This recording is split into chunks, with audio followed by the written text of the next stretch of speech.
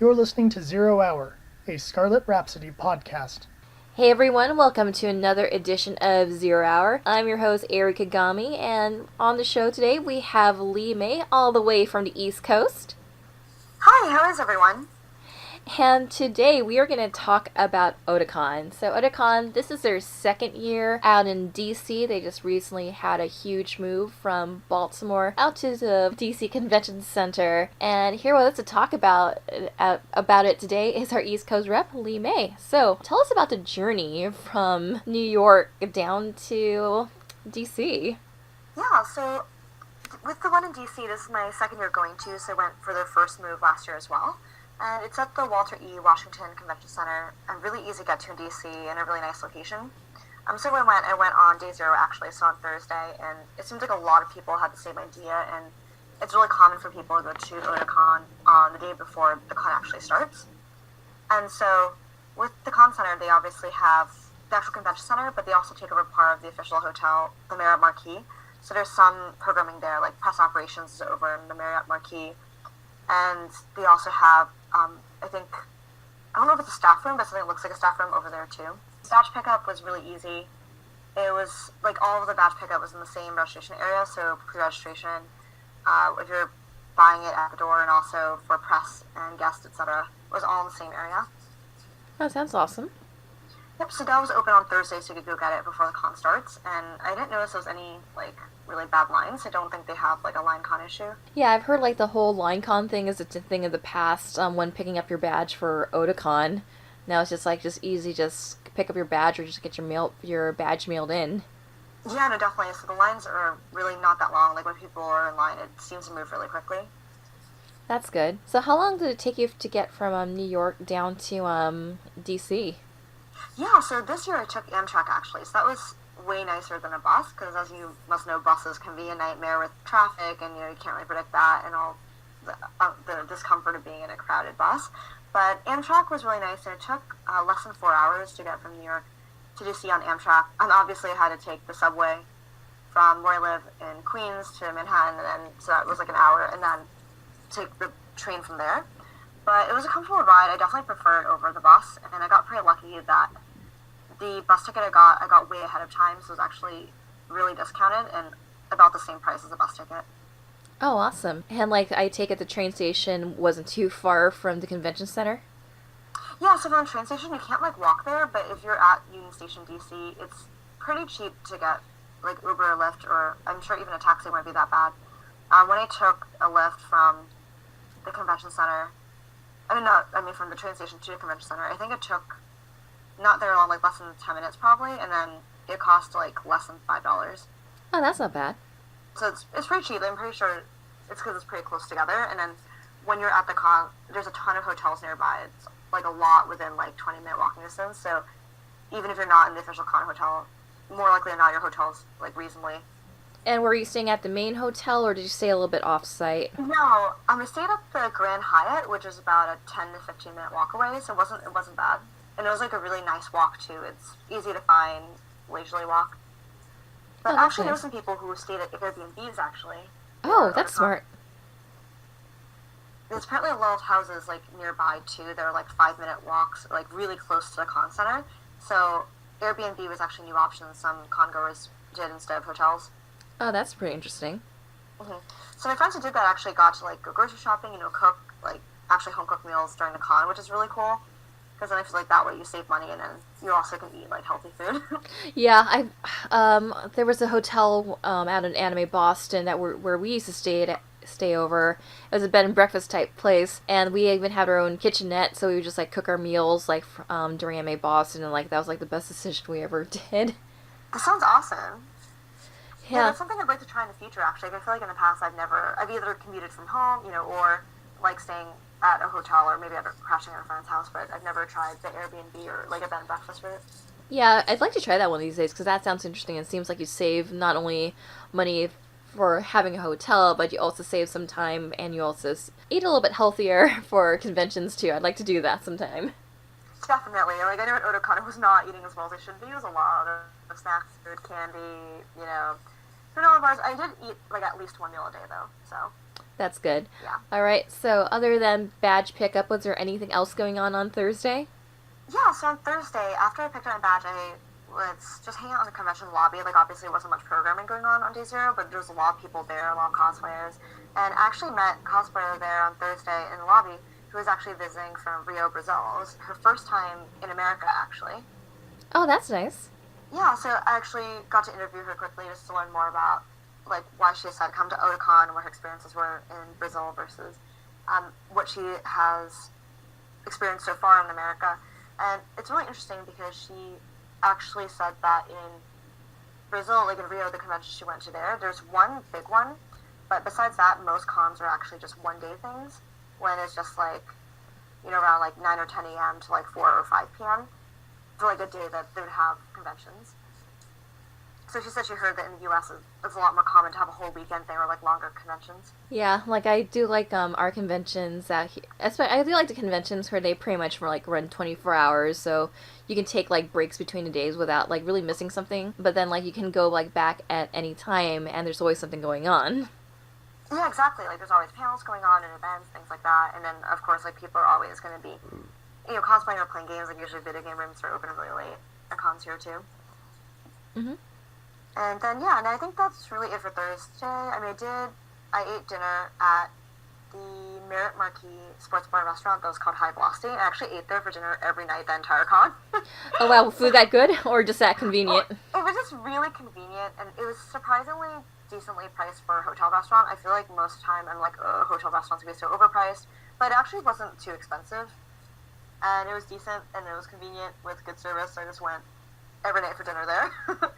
It's like right next to con. Like the Merit Marquee Hotel is connected to the con. Actually, if you don't want to leave the building, you don't have to, which is really good if it's like raining or really really hot out.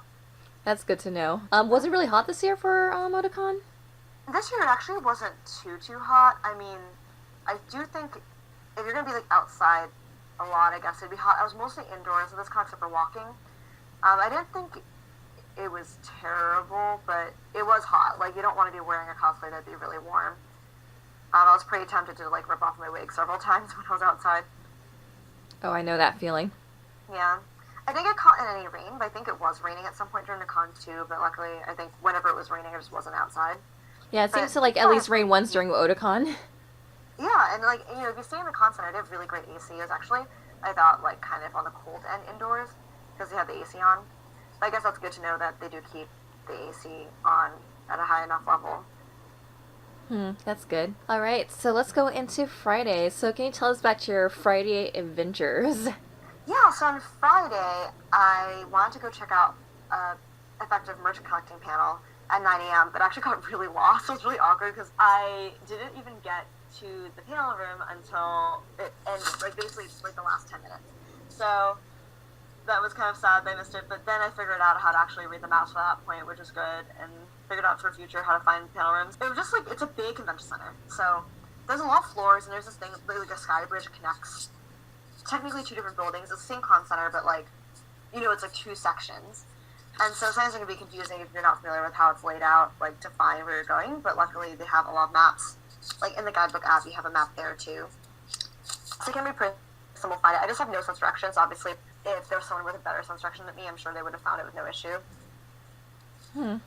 But it was good. I got there at the end, though, and I got to hear about it from Grace, who is the one who runs that panel, and she has a ton of experience buying merch, like both in Japan and the US, and online in person, so she does this panel actually at a lot of different cons. Like, I think she does it also at Anime USA, also in DC, and she does it at other conventions that she goes to if she applies and gets in. But it's really good if you're looking to collect things or want anime merch shopping tips, because she knows like how to figure out, how to buy the authentic stuff, how to go about it, shopping services, etc. Oh, that sounds like a really useful panel, because sometimes I look at like all this merch in Japan, it's like, okay, I probably won't see this at a dealer's hall type thing at a convention, but I want to get my hands on it. Case in point, Universal Studios over in Japan had a bunch of Sailor Moon merchandise, like, I would love to have that. But yeah, that's actually a useful panel to have. Yeah, no, it's really cool because she says she always goes over, like, both online and in person, so even if you're going on vacation to Japan, for example, like, how you can find merch, like, what's most effective, like, how to look out for, which ones are authentic, if there's limited merch, a lot of times they'll have special events like at cafes or at certain like comic cats. They might have events where they'll sell exclusive stuff. Mm-hmm. And then after that, I think I sort of ate lunch. You sort of ate lunch. Well, okay, like ate like a donut. I guess that's the meal. It's food. It's dessert. I was had a donut, and then it was actually from one of the con, like little food booth things. They have a lot of different sort of food court like areas around the con where there's different like food vendors and booths where you can get food. So I just got a donut there. It was pretty easy and juice. And I went to the Bungo Stray Dogs photo shoot, which was an official photo shoot in the photo shoot 2 area. So again, no sense of direction, but luckily I figured it out. It was fine. I sort of saw their Bungo Stray cosplayers and followed them. How was the meetup location like? Because I'm kind of curious to see what the photo shoot locations are like versus what was in Baltimore. Oh, you mean for where they hold the official shoots? Yeah, where they have the official photo shoots. Like, what kind of backgrounds do you work with? So, the official photo shoots, they were just kind of areas where they hoped would be away from traffic. So, the one that for Bungo Stray Dogs was photo shoot 2 area, and that one's kind of like in one of the hallways. Like, you'd walk through this hallway, I think, to get certain panel or event rooms, but the way it was set up was just like a plain white wall is where it was, but we had to be careful because they said that one hallway, there's like 2 different hallways kind of, not fork, but come together in that area, so they just made sure that we weren't blocking any of the corridors, and then staff remind us, like, if you have your stuff there, like, don't keep running back and forth when you get something for your stuff, because we don't want to get any, like, traffic issues with the crowd. But it wasn't too crowded there, so it wasn't like a huge shoot. Like, it wasn't like no one was there, obviously. There was a good number of people there, but it wasn't like a big enough fandom where it would have caused any problems. You know how some fandoms, it gets really crazy, like 500 people or something? Absolutely. I can imagine something like Boku no Hero Academia. Yeah, like that, maybe a lot bigger space than this. I don't think this was big enough. But for Bunko, it was actually a decent space. It was fine. We had to be careful not to block any hallways. And that was cool, and they had, obviously the host was there, so they were calling out the things you typically see at a photo shoot. Like big group photos, basic group photos of by character, by different groups, how they're connected, ships, etc. It was pretty chill and fun too, and I thought that it was good that everyone was really respectful, and they didn't have any we didn't have any problems basically throughout the shoot, and at the end it was all good. That's good. Dispersed. Okay, other than cosplay photo shoots, what else did you do? Yeah, so also on Friday night too, I also checked out the Otakon rave dance. That's like kind of like Otakon rave or their dance thing. And I didn't choose to stay too long because I knew that it was a long day, and then I also had to be up really early for the fashion show on Saturday. So when I was there, though, I did get to see 2 different DJ sets. So that was really cool. And the musical style was interesting also because I don't think I've been to a con before where they mix in like not just anime music and techno, electronic EDM stuff, but also American classics and oldies. Oh, that's interesting. So we got a lot of like American classic songs you'd hear dances to, like like Shout and things like that, which I thought was really cool because I didn't hear that sort of musical style before, like a con dance. That's kind of interesting how they integrate those all together, because I never heard of anything like that at any of the con dances. I just kind of peeked my head into. But then again, I don't go to many raves, but when I hear like a lot of people doing their their set list for like raves and dances, I'm like, yeah, it's just your standard techno EDM stuff. Yeah. I mean, that's what I liked about this one too. It felt like, I don't know if the other DJs had other styles too, but the 2 that I heard, they had pretty unique styles, which I didn't really hear much before. And it was pretty fun and also not too crowded, so you didn't feel like you're like overheating or claustrophobic. Like, obviously the floor near the DJ is the one that's most condensed, but you can also dance away from it. Kind of, there's an open space that there's less crowded dancers you could go to, and a lot of water stations and multiple water stations. Oh, and another thing I like about the Otakon raves too is they have bathrooms right there. Oh, that's not bad. like there's a dance floor, right? And then on one side of the wall you have all the water stations, and then on one wall you actually have entrances to bathrooms. Oh, that's good. You don't even have to leave to go to the bathroom, which is cool.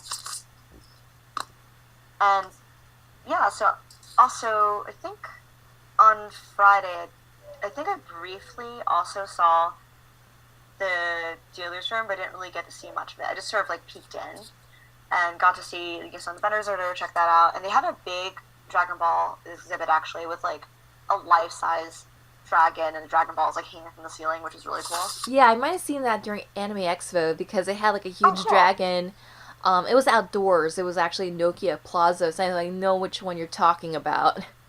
Yeah, no, I read a sign there that outside the exhibit, and they said they were traveling around. It was like for this year, like the expo, so I think they did different cons and events. Ah, gotcha. But yeah, it's really cool too. And I think that was right because I went to bed pretty early on Saturday just because I knew I had to be up like at 7 a.m.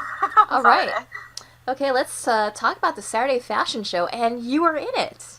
Yeah, I was in it. I modeled for Monster Envy, actually. So what does Monster Envy do? Yeah, so she does a lot of really cool J fashion inspired stuff, mostly like gothic and punk styles. Interesting. Yeah, like gothic Leda, punk. It's stuff that she takes inspiration by H. Naoto, actually, so you think about that sort of diverse style. Mm-hmm. And so on Saturday, I had to be there really early for model check-in, and so we were in the dressing room basically for meeting designers and such, and then trying on the outfits, since obviously people traveling to a con and model are traveling to different places, so it's not really feasible for us to do the fittings ahead of time. Mm-hmm. And so they have like this backstage area kind of behind the kitchen that they use as the model's dressing room. So it's like backstage-ish, there's like a kitchen area for the building, and like behind that, there's a room they set aside. And so that was where everyone was, like the models, the designers, and some designers brought people to help them with like makeup and hair and things like that. But what was really cool is they supplied us with a lot of items we could use. Like the staff really thought things through. They had wig brushes for everyone, makeup wipes, like they had tissues. They even had light up mirrors that everyone could borrow as well. So there was a lot of stuff there that they stocked up with that we could use, like, Q-tips, cotton balls, etc. Oh, that's very nice of them, and very considerate. Yeah, no, so that was really cool. I don't think I've ever really seen, well, I haven't really been to too many fashion shows, but I just remember from other ones I've been in, they didn't really stock with that kind of stuff for us.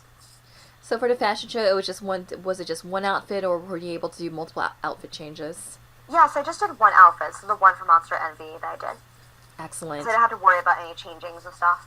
I know someone else who had to do like 3 different outfits for the show, and she said that they actually planned it out pretty well so that she had enough time to change in between. Oh, that's smart.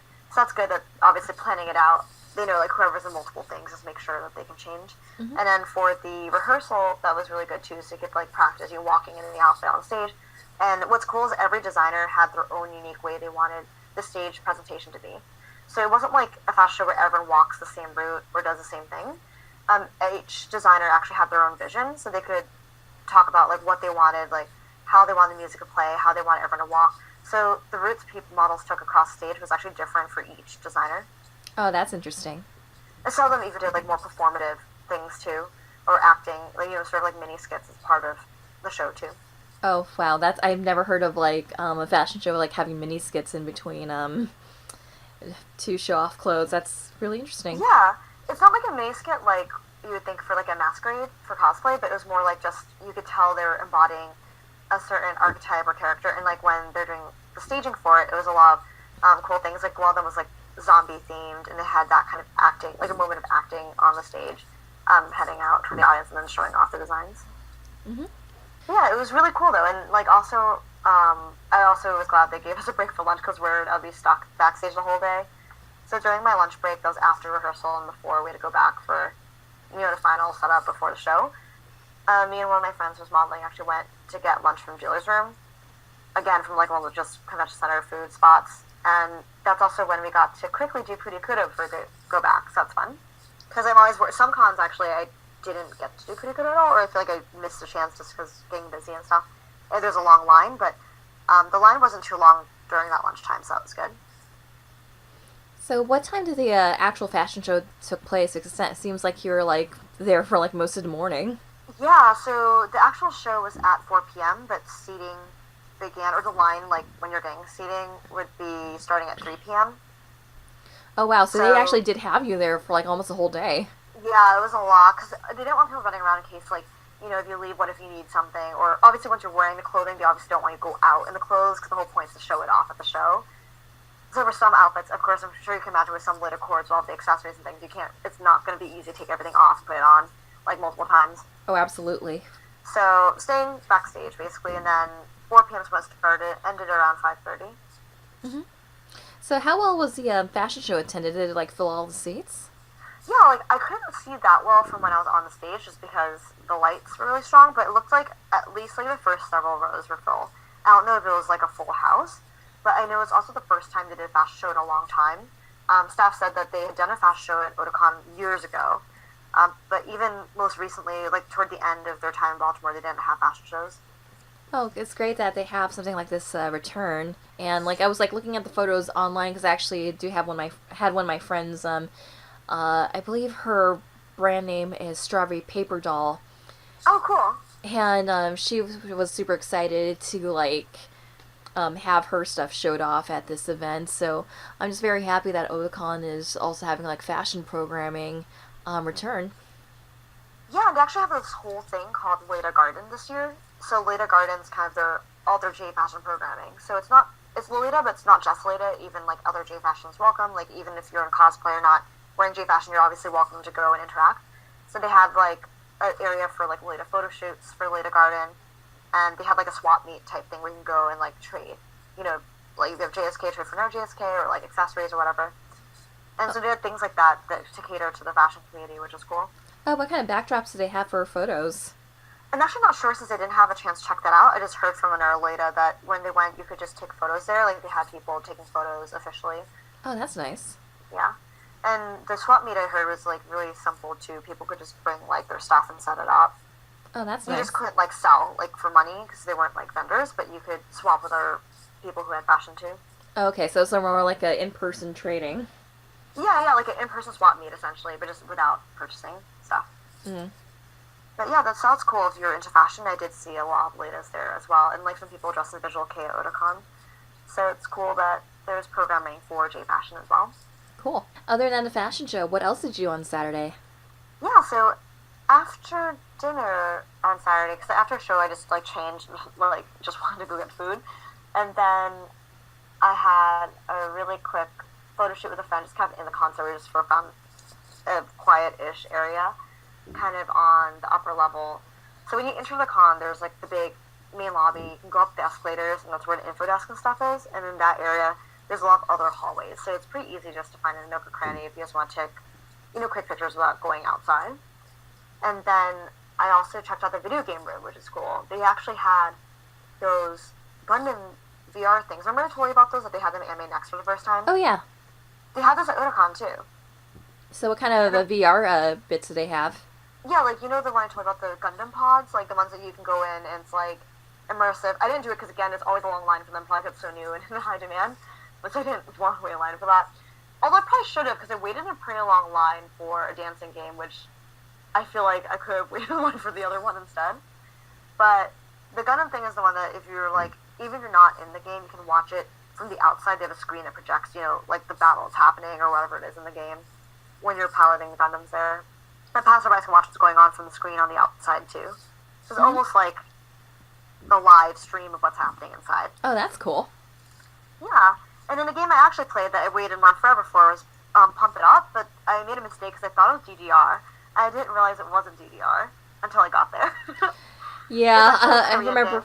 Yeah, I remember playing Pump It Up over at Dave and Buster's, and I'm like, oh, it's gonna be like DDR, but it's so not DDR. It's not DDR. I thought it was DDR. I was so confused because I didn't know, and I didn't realize it was like diagonal, like things. Cause we're used to like the top, bottom, left, right thing. So it's diagonals. I kept pressing on the like top, bottom, or left, right, back, and then the stomping part I kept getting to because I'm not used to because DDR is no stomping part. We stomp in the middle section. So like, wait, am I supposed to stand on a section with no arrows, or can I stand in the middle, just jump, or re-tap to get to the middle part? But I mean, it was fun. I failed, but it was fun to play, and like I got to do 2 songs. But I guess if you do really well, you can do 3 songs. Oh, that's but good. You can get the 3rd stage if you do well in the first 2. Mm-hmm. Yeah, it sounds like the video game room was fun. Yeah, and there was a lot of people there too. And actually, I heard from someone that you can like report people that you feel like they're hogging a game or something, like to staff. But I didn't really feel need to. I was like, I was let people play because I noticed the line I was in. A lot of people in front of me were playing like multiple games, which I'm pretty sure you're not supposed to do. Or playing solo, which is fine, I guess, if you're not with friends, but I feel like if you're going solo, it would be nice courtesy to ask someone else who's possibly they're solo too, to do it with you, so you're not, like, taking longer. Absolutely. Because several people in front of me did solo. Mm. Like, they played it by themselves. I'm like, there's 2, there's 2 spots you can, like, compete. So it's like, in that case, I feel like if you're doing that, it'd be nice courtesy just to ask someone, like, who's also going solo, hey, do you want to play with me? Yeah, absolutely. Because I'm like, well, that would reduce the amount of time people are waiting in line if you're going as doubles versus if you're just going as solo. Exactly, yeah. That was just like, I didn't want to like try to play. I was like, whatever. Like, let them have their fun. I'm not doing anything right now anyways but waiting for my turn, so. But just like, if you're in the game room and you see there's a line, I feel like it is common courtesy just like ask someone else is there solo too, see if they want to play with you. And just like get the line moving. Mm-hmm. And then what else did I do? Oh, I went to a Yuri panel actually, my first Yuri panel. Oh, how'd that go? I want to know. No, I know you love Yuri stuff too, and like so after the video game room, I actually went to the panel Girls Loving Girls Loving Girls. So it was after midnight at that point, and I missed the beginning, but I was there for most of it, and it was super cool. Like it was a lot of like basically it was the panelists I think their name was Scarlet was presenting about Yuri recommendations in both anime and manga. So like shows you can watch, comics you can read, and some of them that were presented were things on my to read list, and obviously from certain popular Yuri mangaka, but also some that I've never even heard of, which is really cool.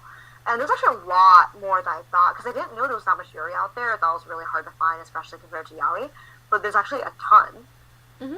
Like, maybe not as much as Yaoi, but a lot. Like, all the stuff that they were showing off, I was really impressed by how many were out there, and a lot of them seemed really quality, too, and not problematic, which is good. Absolutely. Some of them did seem problematic, though. There was one that was recommended, I was like, I don't know how I feel about this.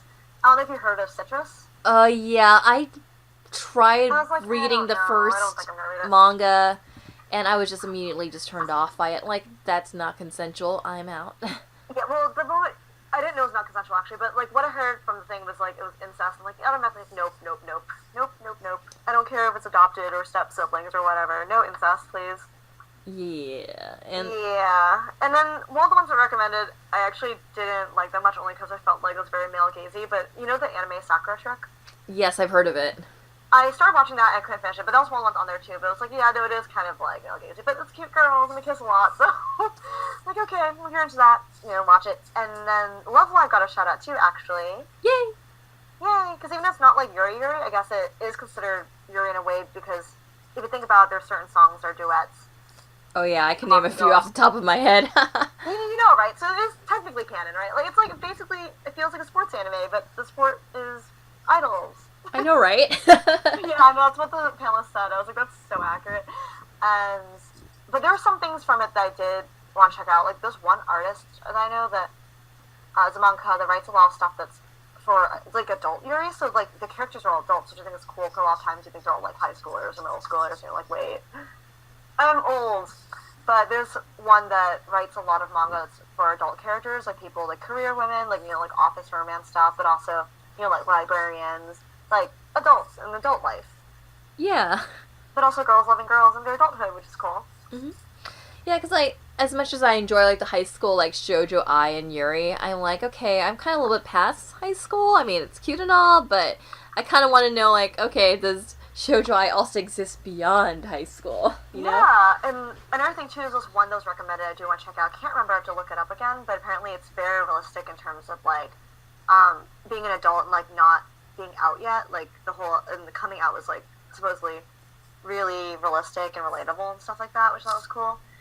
And there was another one that was recommended. I can't seem to remember the title, but there's also an anime for it that apparently is about someone who's lesbian and also coming out and stuff. And I guess a best friend who's like bisexual, and so it's like a pretty diverse cast of people. Oh, that's good. Which is cool, and it's actually one of the few things that the panelist said actually mentions like gay, like the actual term and things like that in the medium, because a lot of things they won't actually explicitly say that. It'll just be like girls. But yeah, that was a really cool panel, and I would totally go to another one like that. Anything else from Saturday? Yeah, like after that, I actually went to see the DC Girlie show, which is a burlesque show. Oh, cool. And so it's based in DC, and what's really cool is for this one, I don't know if they always do cosplay or if they do other stuff too, but for Otakon, they did cosplay burlesque, which is fun. I don't know if you've seen them before. I know I've seen cosplay burlesque, and they're based out on the East Coast. We don't have. Okay, so it's not the same thing. Yeah, it's probably not the same group, but I'm kind of curious to see what kind of routines they hear about what kind of routines they did. So DC Girlie show is really fun. Like, it's actually I believe, also run by queer people too, which is really cool. So it's like DC Girl Show is supposed to be like a queer burlesque group. And I missed the first, I think, 2 or 3 acts because there was a bit of overlap with the Yuri panel, but I was able to watch most of the show. There was a ton of other stuff after that. So, like, I remember some highlights for, you know, One Punch Man? Yeah. There was a Femme Saitama cosplayer who did it for One Punch Man, which was really fun. Mm-hmm. And there were some cute, like, quirky things, you know, like punching off the clothes and things like that. That was, like, creative. Cool. I know. Like, I just love it when burlesque just, like, has fun with itself. We're like, okay, like, yeah, we know we're stripping, but, like, hey, let's have fun with this. Like memes, right? And it's funny. And there was also, you know, Princess Leia, which I feel like I've last given into. You always gotta have Princess Leia from Star Wars. But that one was really cool because she actually, when she stripped, she had different costumes under it. Oh, that's cool. You know, like, different outfits Princess Leia has worn. You know, obviously, one of the last ones was Slave Leia, since that one's already kind of like, you know, bikini or, like, underwear type thing. But, you know, you would see her in different outfits. Like, when she was stripping, I don't know how she fit so many of these outfits under the original outfit. Wow, that's pretty amazing. It was really cool. And then, there was a Lost from Full Metal Alchemist, which was also really memorable because the beginning was a really cool dance routine, like behind a curtain type thing. Huh, cool. Like, they had a white curtain, they set lights so you would see her shadow. Mm-hmm.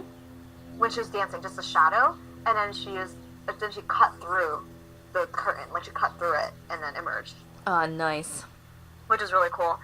There's also someone, I'm not really familiar with that many video games, so I think, you know, for like Mario Kart, like those Mario Party games, Mario Kart, etc. I think it was Waluigi, but not sure. The purple one. Yeah, it's Waluigi. Is that Waluigi? Okay. So there's a Waluigi, and that one was interesting too, because this entire act, he actually never stripped, but he was really talented. He did a lot of really cool stuff, like balancing acts, like juggling knives, and you know, all this crazy stuff. You're like, oh my god. And that was, like, the entire show. But it was interesting because you were, like, thinking, like, wait, is he going to strip? Like, is the knives going to cut his clothes or something? But it actually never happened. But it was still really cool because kind of that anticipation of, like, what's going to happen. It doesn't happen, but it's still cool because he was crazy talented. Yeah. Like, extreme stuff. You're like, oh, God, there's, like, juggling knives. Like, I would not do that. Seems like they had a really amazing talent pool for this. Yeah, no, it was a lot of really good performances. Like, it wasn't just, like, stripping or dancing, but also other stuff happening. Really creative acts, too. And then there was just, like, the whole thing, there was no act I didn't like. Like, everything was great. And the music was good, too. That's cool. Anything else other than Burlesque and Yuri on Saturday? No, so, yeah, I think after the Burlesque show, it was already, like, almost 3 a.m., so I just went back to sleep. I'm like, oh, I'm tired. Yeah, I'd probably crash, too. Yeah, no, it was definitely worth going to, though. I'd highly recommend it. Another thing, too, actually, is toward the end, like, not the very end, but kind of before the last 2 acts of the Burlesque show, I got to recommend Dynamase to everyone there because the host was actually going around and taking from the audience, like, anime recommendations. Like, she would go out and, like, pass the mic to them and stuff. So I was able to get chosen to be one of the people speaking to the mic. Oh, that's awesome. I felt very accomplished. I was like, yes! Yay, share the things I love. Yay, sharing it. And also because she was sold on it because she asked me, like, why she should watch it. And I was like, gay baseball. And she was like, yeah. I'm like, yes. And then afterwards, I actually ended up taking a lift back because it was, like, really late. I didn't feel comfortable walking by my own. I was like, yep, I'm just going to take a lift. But it was, like, $2, so it's really cheap there. I don't know why, but I'm not going to complain. Yeah, $2 lift ride, I can't complain one bit. I know, right? I'm like, in New York City, it'd be like $30 or more. Like, for what, going 2 blocks up? I know, I'm like, oh god, why New York City? Especially Manhattan, but, so I can't complain DC. I don't know why it's so cheap there, but it was cheap, so I'm like, cool. Cool. Alright, so are we ready to talk about Sunday? Yeah, Sunday. Sunday actually didn't do that much because my shortest day there, since I didn't take the train back. I had to ride back with someone, so for the carpool thing, obviously didn't want to make people wait for me or anything. But in Sunday, that was cool. What did I do first? I think first, after I had a quick breakfast, I went for a quick Yo Peta photo shoot. So it wasn't, like, official, but me and a friend, and one of my friends, Kathy, was a photographer for Sumiko Photography. I think, have you met her? I don't think I Sumiko have. Photo? Wait, what's her name again? Sumiko Photography is a photographer. Yes, I have shot with her. I shot with her a couple years ago it was a Love Live cyber shoot. I don't know if she remembers me, but I remember cool. shooting with her because I remember getting her She has, like, that stamp card. If you, like, book with her, it's, like, book with her 10 times, you get your 10th shoot free or something. Yeah, so her stamp card's, like, I think you book 4 times and the 5th shoot's half price, and then you book 10 times the 10th one, or, like, the 11th one is free. I think I lost my stamp card, but, anyway. No. She's really good about, she said that, like, if you forget or lose stamp card, she usually can remember, because obviously the backlog, right, when you look at the list shoots you've done, and she can just, like, get you a new one. Yeah, because I also have, like, on record on my Instagram, like, yeah, I shot with you, like, when we did Cyber in 2015. Yeah, no, so it's super cool. I'm a sucker for stamp cards. It's really bad. Every time there's a stamp card, I'm like, oh, I want to go back again. And Right? It's like, it's such a good marketing tool. Mm-hmm. But yeah, so we shot together. Actually, shot with her twice at that con. So I shot with her also on Thursday night, day 0. I just remembered, for Love Live, with the same friend that I also shot with Ashley when we did Yo Pit on Sunday. So we were shooting at Marquee Lobbies, also where we shot Love Live on Thursday. That was really popular for photo shoots throughout the con because it's super pretty there. Oh, absolutely. It kind of reminds me of, like, a little bit of sort of, like, Katsucon-ish in terms of, like, you can see kind of, like, the tall, the interior building, like, where all the rooms would be, and then, like, it's really bright. They have really cool kind of modern art sculpture things, and, like, it lights up. Like, at nighttime, it would light up some of the windows. So it's really pretty. Mm-hmm. And I also checked the room at RSL quickly before leaving that day, too. And it's definitely really big dealer's room, really big RSL. Oh, that's good. Like, I don't think I saw, but you can find a lot of stuff, not just anime stuff either. They also have stuff for other fandoms I saw as well. Like, you can find Western comic stuff in the dealers too, and things, a lot of things for Voltron. Voltron's really popular right now. You can find things for, actually, I saw, like, some Dream Daddy stuff. Wow. I just stopped there. I didn't buy it. I'm kind of bad because, like, I probably should buy something, but they didn't mind. They're like, oh yeah, check it out. Like, this is the new fancy. It's collab between, like, a ton of artists and a ton of writers. So I, like, just stood at their booth and just read that Dream Daddy fanzine. It was really cute. That's it was hilarious. Like a scrapbook. They made it like a scrapbook that the dad made for a daughter when she's going to college. Aw, that's adorable. I know nothing about Dream Daddy. I just know it has something to do with Overwatch.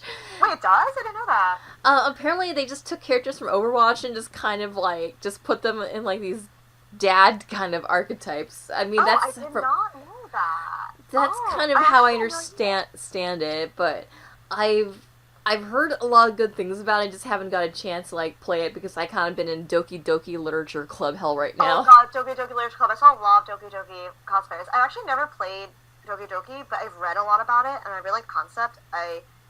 Is it a free game for you to download, actually? It's a free game to download, yes. Okay, because I read all about it. I actually know all about it, so I feel like I spoiled everything for myself. I, like, read most of the Wikia, only because I love horror stuff. I heard it's, like, a dating sim, but, like, with a horror twist, like, I love that kind of thing, and how it's, like, interactive when you have to delete files and stuff.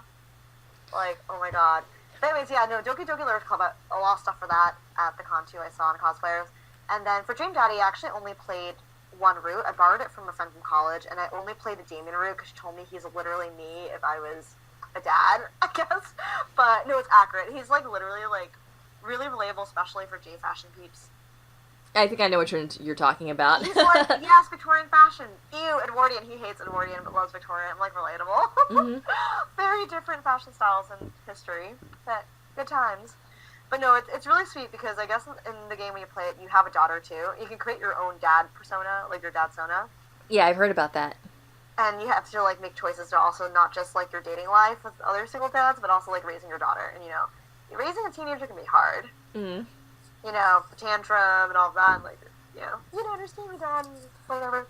But no, that was really cute fanzine, and I appreciated that they let me sit there and read it. Mm-hmm. And I think that's about it for Sunday, because I had to leave and make the long drive back, which, again, traffic was no fun, especially going back to New York City. That traffic's crazy. Yeah, I imagine. How long did it take you to get from D.C. to New York? I don't even know. I didn't really time it. I just know it was a long time. I think it was at least 6 hours. Yeah, by the time, like, you're in traffic, you just completely conk out. Yeah. I mean, we took a rest stop break to get dinner from Burger King and one of those rest stop places. So we got food and we came back to New York and I was, like, so dead. When I got back, I was like, shower and sleep. I'm going to deal with unpacking later. Absolutely. So, what did you think of Otakon this year? It seemed like you were pretty busy doing a lot of things at Otakon. Yeah, it's really busy. Tons to do. There's actually other things I wanted to do, too, they didn't get to do. There's just so much going on, so I feel like you would never get bored at Otakon. they had really consistent programming, all day and most of the night too. And yeah, no, super fun. Like I said last year as well, I love this new location. I love the convention center. I love where it's located. Super convenient. This year especially, I just was kind of lazy and not feeling like going out that much, was why everything I ate was like either at the con or near Marquee. But yeah, so if you never really want to leave, you technically don't have to. Yeah, would you recommend Otakon? Yeah. Yeah, definitely. Anyone who wants to go, and if you can get to DC, I definitely recommend for anyone who's into anime, manga, video games, even people who are into just general nerd culture, because you do get other programming too and other things there for you. It's not just all anime. Yeah, I was looking at the programming schedule. Yeah, I was looking at the programming schedule. There was like, I swear, every other hour there's like a Gundam related panel. It's probably because they have Yoshioki. I forgot what his name is. Jared always talks about him in our Make Mine Mecha panels. I feel like I should know his name. Jared's not even in the room, but they had the one of the creators of Gundam there, and they've had one of the creators of Macross there. So it was a pretty huge year for like mecha fans, and I'm like, I'm just regretting not going. Yeah, Shoji Kawamori and some guy from Gundam. I feel like an idiot not knowing the name. It's okay. I don't know either, and I feel like I should know too. Mm-hmm. But yeah, no, there's a lot of guests there also. And then, like, another thing as well is they had a maid cafe, which I wanted to go to but didn't get to go to, but the maid cafe sounds cool as well.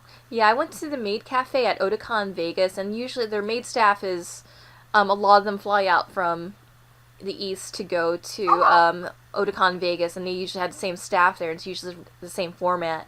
And I had a lot of fun at that one, and it was me and this maid by the name of Ichigo. We were just kind of like just talking about like old school anime the whole time. Nice. And another thing too that I noticed that makes Otakon pretty unique is they have that Otakon Matsuri thing. Oh, how'd that go?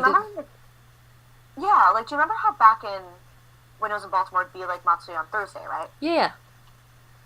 So at the con they changed it, so instead of like a festival on Thursday, what they did is cultural programming throughout the whole con. Oh, so they call it like Otakon Matsuri, but as a cultural celebration. Oh, nice. So what they do is things like concerts or anything martial arts related for like Japanese martial arts, classes, workshops, demonstrations, any cultural performances, if they have any drumming and things like that. Other workshop panels, but they also include like K-pop culture stuff. So just like Asian culture, basically. Oh, that's a lot of fun because out west here we're kind of losing the cultural aspect of anime conventions, which makes me really sad. And it's just nice to know that Otakon is still integrating like a lot of Eastern Asian culture within their programming, because I really miss seeing that at cons. Yeah, no, that's one good thing I like. So if you're interested in that, you can just check out like the Otakon Matsuri cultural celebration programming and all the Matsuri stuff that's marked as Matsuri would be throughout the weekend, things like workshops or whatever, and also performances from people. Like, like NPC Collective was there too, which is the Nerdy People of Color Collective. So that's really cool, and it's all like, it's like an indie, like music collective. So it's like rappers, producers, designers, students started, even have someone from WWE, I think, in the collective. Oh, nice. But they were there as well as like a music guest, and then actually, one of my roommates was super excited that they got Phil Mizuno as a cosplay guest, because one of his favorite cosplayers too, and he's from Canada. So he like had programming there too, like workshops and like meet and greets and things like that. Oh, that's nice. Yeah, but definitely recommend Otakon to all you folks out there. Yeah, we're hoping to come back next year after a 2-year absence and checking out the new convention center, because how you describe it makes it sound like it's like bigger and better than it was out in Baltimore. Definitely, it definitely is bigger and better, and the area is a lot nicer too. That's good to Baltimore. know. It was a little bit.